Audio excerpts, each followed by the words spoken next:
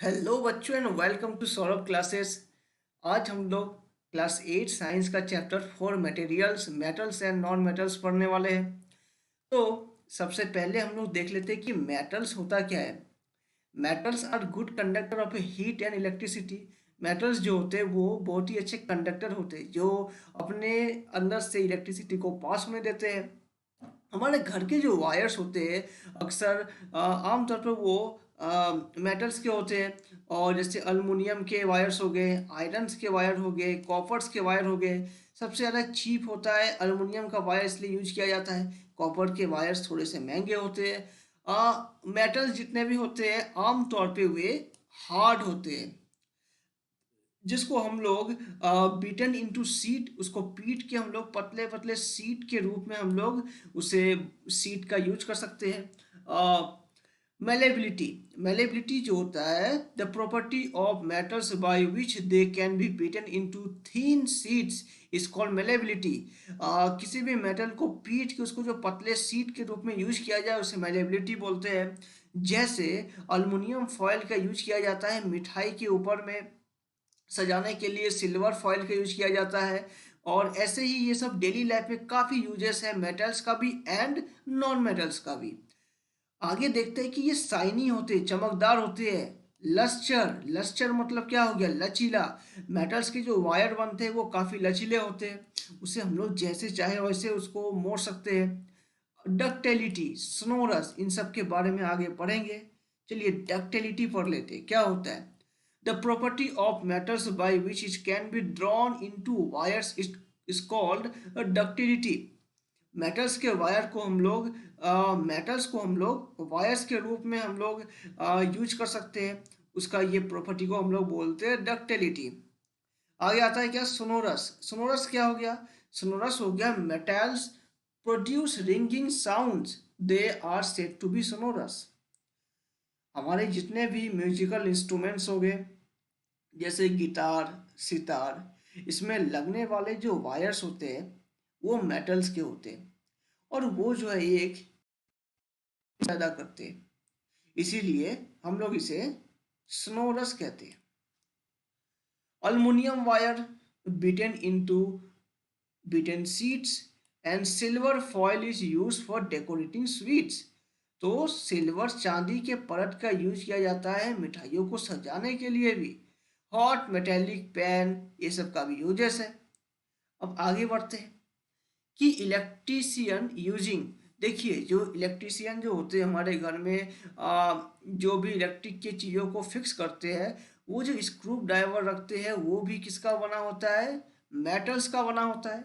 अब आप देखिएगा हम लोग डेली लाइफ में काफ़ी सारे मेटल्स का यूज करते हैं। Metals like sodium and potassium are soft. ये क्या हो गया, इसे हम लोग कहते हैं एक्सेप्शन, यानी जो बाकी सारे रूल्स को मानने से मना कर दे। देखिए बाकी सारे जो भी मेटल्स है वो तो हार्ड होते हैं, पर सोडियम और पोटासियम ये क्या हो गया है, सॉफ्ट हो गया है। तो इसे हम लोग एक चाकू के मदद से भी काट सकते हैं। और मरकरी जो है ये एक ऐसा मेटल है जो कैसा स्टेट में पाया जाता है, लिक्विड स्टेट में एट ए रूम टेम्परेचर। यानी अगर हम लोग इस रूम में, अपने घर के रूम में अगर रख दें मरकरी को, वो लिक्विड स्टेट में रहेगा, मगर ये एक मेटल है। तो ये इन सारे चीज़ों को, इनके ऐसे प्रॉपर्टीज को हम लोग बोलते हैं एक्सेप्शन। और हम लोग मरकरी का यूज कहाँ करते हैं, थर्मामीटर में। ओके, आगे आता है कि नॉन मेटल्स। मेटल्स का तो इतना सारा यूजेस हम लोग ने देख लिया, ये सभी सारे फिजिकल प्रॉपर्टीज थे, क्या थे, फिजिकल प्रॉपर्टीज। अब आते हैं कि non metal, they are not sonorous. जैसे कोल, कोयला, और ये सभी जो होते हैं poor conductor of heat and electricity. ये जो होते हैं विद्युत के कुचालक होते हैं। Those materials are called non metal. ऐसे मेटल्स, ऐसे चीज़ों को हम लोग नॉन मेटल्स कहेंगे। जैसे सल्फर, कार्बन, ऑक्सीजन, फास्फोरस, ये सारे चीज़ें हम लोग को कह सकते हैं, इन सारी चीज़ों को नॉन मेटल। ओके, अब आगे बढ़ते हैं कि chemical properties of A metals and non metals. तो रिएक्शन विथ ऑक्सीजन, कौन कौन से ऐसे हैं नॉन मेटल जो मेटल्स दोनों जो ऑक्सीजन के साथ रिएक्ट करते हैं। देखिए आमतौर पे जो भी मेटल्स होते हैं वो आर बेसिक इन नेचर, वो बेसिक होते हैं नेचर में। देखिए एक होता है एसिडिक, एक होता है बेसिक। तो जितने भी मेटल्स होते हैं वो आमतौर में बेसिक होते हैं। आगे आता है कि रिएक्शन विथ वाटर। आखिर हम लोग क्या कर रहे हैं यहाँ पे, हम लोग यहाँ पे अलग अलग चीज़ों के साथ ट्राई करके देख रहे हैं कि मेटल किसके साथ कैसा बिहेव करता है। आपको पता है कि मेटल वाटर के साथ रिएक्ट करके कैसा रिएक्ट करेगा। तो सोडियम जो है वो मेटल्स के साथ बहुत ज़्यादा रिएक्टिव होता है। It react vigorously with oxygen and water. तो अगर आप गलती से भी सोडियम को पानी में डाल देंगे तो उससे बहुत बड़ा विस्फोटक हो सकता है। तो बी केयरफुल, इन सारी चीज़ों से दूर रहे। और a lot of heat is generated in the reaction, वही ये एक विस्फोट कर सकता है थोड़ा सा भी अगर पानी की मात्रा लग जाए सोडियम के अंदर। It is there for store in kerosene, तो इसीलिए हम लोग इसे कैरोसिन में रखते हैं। आया आप लोग को बात समझ में। अब आगे आता है कि iron react with water slowly. देखिए जंग कैसे लगता है, जंग जो लगता है वो आमतौर पे धीरे धीरे धीरे लगता है। तो यहाँ पे क्या हुआ कि आयरन के साथ जो है वाटर स्लोली रिएक्ट किया। तो सभी मेटल्स के साथ एक जैसा रिएक्ट नहीं कर सकता है। तो non metal do not react with water, आमतौर में नॉन मेटल पानी के साथ वैसे रिएक्ट नहीं करता है, पर they are very reactive in air, पर वो एयर में काफ़ी ज़्यादा रिएक्टिव होते हैं। चलिए such non metals are store in water, ऐसे हम लोग नॉन मेटल को पानी में स्टोर करके रखते हैं। तो वैसे ही एक एग्जाम्पल है फास्फोरस का। फास्फोरस जो है वो एक नॉन मेटल है, वो काफ़ी ज़्यादा रिएक्टिव है। It catches fire if expose to air, अगर उसे खुले हवा में छोड़ दे तो वो विस्फोट कर सकता है, उसमें फायर लग सकता है, आग लग सकता है।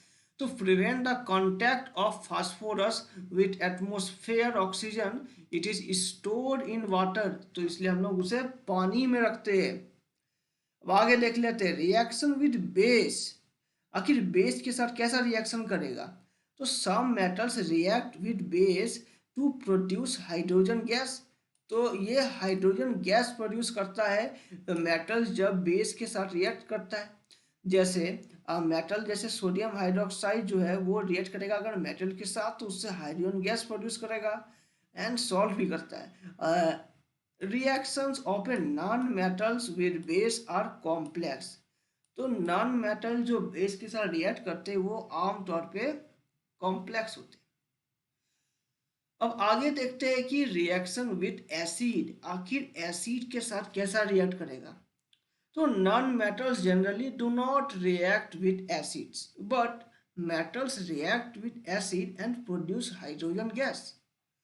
तो मेटल्स हाइड्रोजन गैस प्रोड्यूस करता है एसिड के साथ रिएक्ट करने के बाद, साथ ही साथ एक पॉप साउंड भी क्रिएट करता है।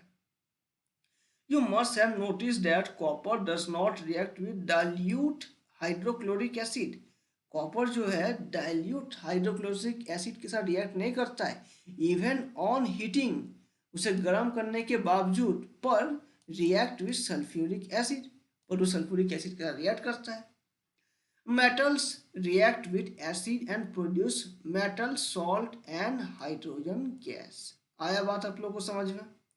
Generally non metals do not react with acid, आमतौर पे जितने भी सारे नॉन मेटल्स हो गए वो एसिड के साथ कोई भी रिएक्शन नहीं करते हैं।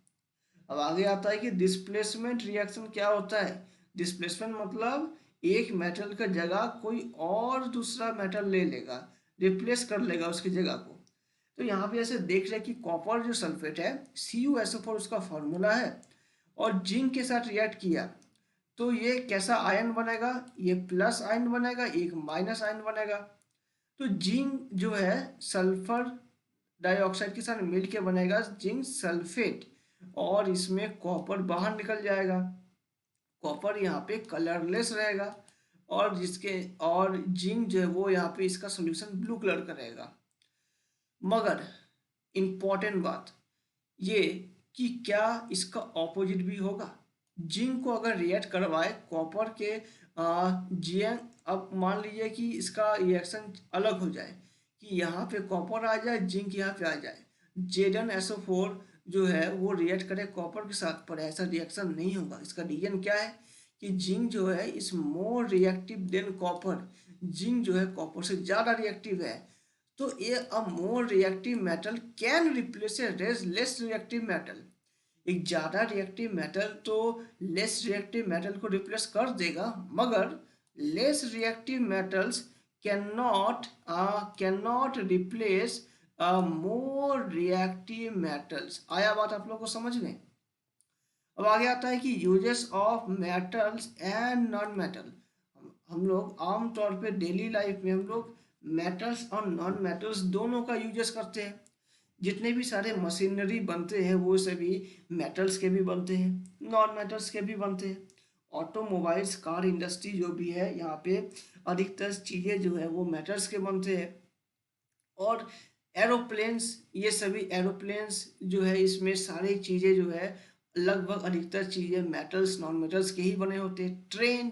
ट्रेन के डब्बे किससे बने होते हैं, आयरन के, है ना। सैटेलाइट्स हो गए, एरोप्लेन में अल्युमिनियम का यूज किया जाता है।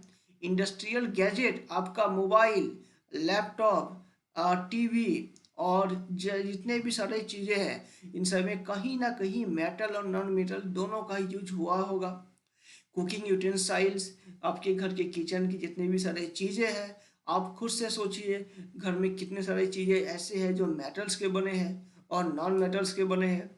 वाटर बॉयलर, पानी को गर्म करने वाले जो पतीले होते हैं वो भी होते हैं। ओके, अब आगे आता है कि नॉन मेटल्स,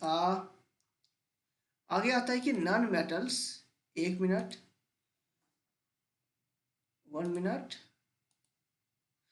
अब आगे आता है कि non metals use in fertilisers to enhance the growth of plants.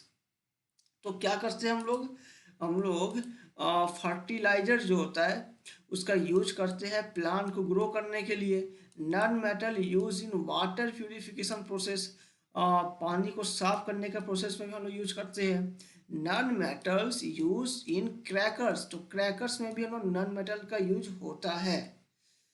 तो आज का क्लास बस इतना ही। अगर आपको ये वीडियो अच्छा लगा हो तो अपने दोस्तों के साथ शेयर करें और चैनल को सब्सक्राइब करें। आप हमें इंस्टाग्राम में भी फॉलो कर सकते हैं। ओके, ये रहा मेरा आईडी। ओके, और कमेंट बॉक्स में बताइए कि आपको वीडियो कैसा लगा। Thank you.